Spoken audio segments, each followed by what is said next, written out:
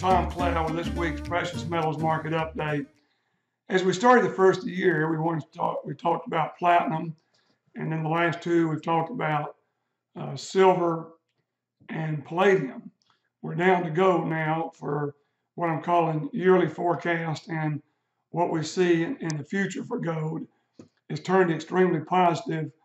Last year, as we talked about in 2018, we saw gold go down 1.5%, which in hindsight was not bad when you consider that the stock market, all the indices went down 5 to 7%, but gold did go down. It was after a great year in 2017 where gold had gone up 12.6%. But already in January 2019, we've seen gold move up 2.6% from $1,279 where it ended up to about $1,311 as I record this. And so we got about a 2.6% up the first month of the year. We think we're going to have a tremendous double-digit year in gold. There are many reasons why that is. We've talked about them over last year, but to throw them in why we think demand is being increased, one thing you always look at in this business is deposits and how much they feel they have in the ground. And we're now starting to see mergers and talks of merger among big companies as we see the known reserves in gold going down substantially. We've seen already this year one billionaire who had never been in gold get in gold with a nice percentage of his assets because he sees no other investment on the horizon that has the upside potential that gold has just based on its supply demand. So what is going to be the demand that picks up gold and puts it where there's a lot more of it being sold than is being redeemed? And there's several places to look. One is the cryptocurrencies backed by gold. We saw Ethereum come out last year. We saw talk at Davos in Switzerland earlier this month where we're seeing people battling and talking about gold. They're scared because paper investments are about at the end of their existence. And we've talked about in the past, there's never been a currency in the history of the world that survived that went off a gold standard. Remember, for you new listeners, gold starts in the book of Genesis chapter 2 and is money from that time, you can call it 4000 BC, till 1971, when Nixon took us off the gold standard, which you could not redeem paper money and get back an ounce of gold. So what you want to call it is that we've had money by decree, fiat currency ever since, and we've seen gold go from $32 an ounce up to over $1,300. Now think about that for a minute. Nothing, including stocks, is even in the neighborhood with what gold has done since it went back to being traded in the free market back in 1972. It's the first year. So we had to come all the way up. So the experiment we've had since 1971 of gold is paper money as money hasn't worked. Because all we're doing is print more money, makes everything more expensive, it's cost inflation, and gold just continues to hold its value. They're really the only thing. So what's going to drive it is major money coming into gold as a part of their portfolio through asset allocation and realizing that the paper debt is going to collapse.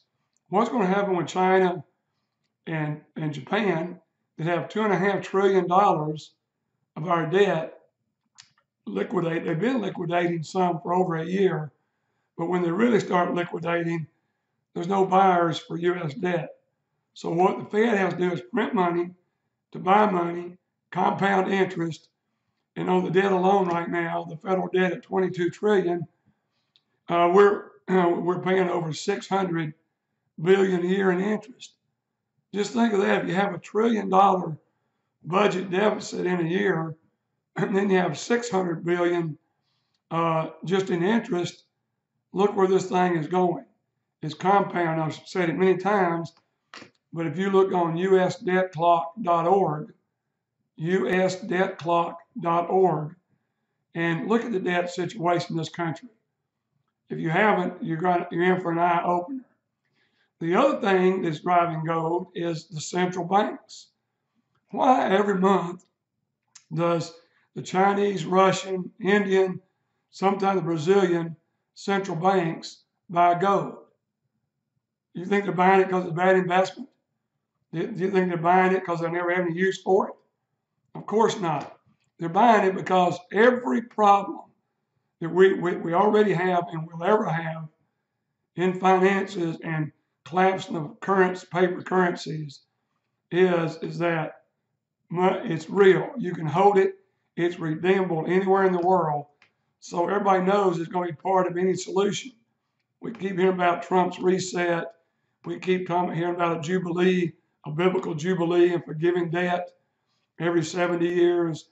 We hear all these things coming, and these central banks know it's coming. They know we can't go on like we have. So do you want to stay in paper assets? I'd say stay there. If you're going to stay in stocks and bonds and annuities, you're going to get exactly what you deserve. And that's going to be a huge sell-off. And some of you won't have time to recover it because you're older. So be wise, diversify, and buy what these large central banks are buying, and be ready for an upswing in these metals that I think are going to be breathtaking. I really do. I think they're going to be breathtaking. We've seen it. I've seen it through my 43-year career in this, and I think you're going to see it again. But it's just going to be shortages everywhere. Premiums are going to pick up. Premium being defined is what I pay a wholesaler to buy a certain product. You pay the spot price plus the premium plus my commission.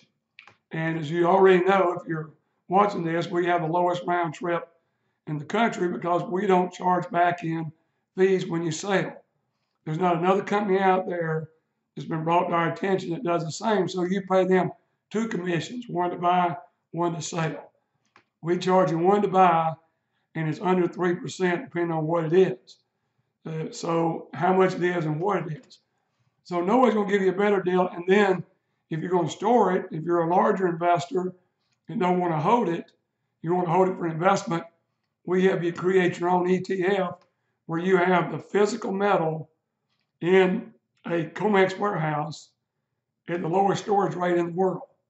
How can a guy like me have the lowest storage rate in the world? First of all, I've made a great deal, but I don't mark storage up. I don't want to make a penny off of you storing your metals like 99% of the other companies do. So what I can help you do is move it to, if you become a customer of ours, at a minimum amount of $10,000 purchase of gold, silver, platinum, or palladium, we can have yours moved to the account and you'll pay the lowest basis points you've ever heard of. We saved one investor $26,000 recently, $26,000.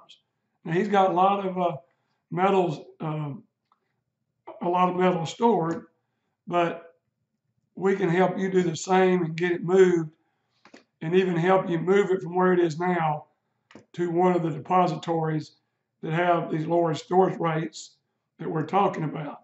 So if you want to talk to us about it, you can call us at 800-247-2812. That's 800-247-2812. If you're interested in putting precious metals in an IRA, we'll help you set up a self-directed precious metals IRA by either a rollover or direct deposit. We can function as your representative or your broker and help you get a custodian that we cannot be a custodian. But we would love to talk to you. Things are getting exciting.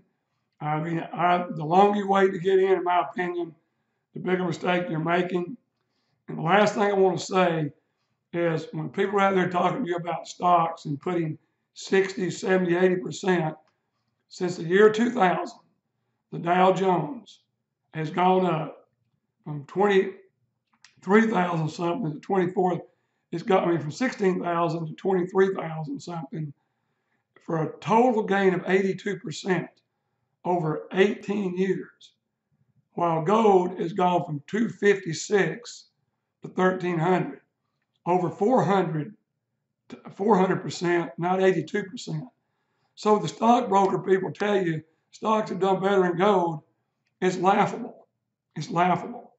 So what I'm telling you now is we think that can we make a bigger move against stocks because of the debt problems worldwide, the unfunded debts worldwide, the runaway deficits we have. Our budget deficits are getting bigger by the minute. Our unfunded liabilities are in the tens of trillions of dollars, and people are sitting there gung-ho about paper investments. It's okay to have those in your asset allocation, but certainly not a large percent should be in stocks and bonds. Stocks and bonds, real estate, gold and silver, something real that has real value anywhere in the world. So give us a call once again if you'd like to discuss any of this.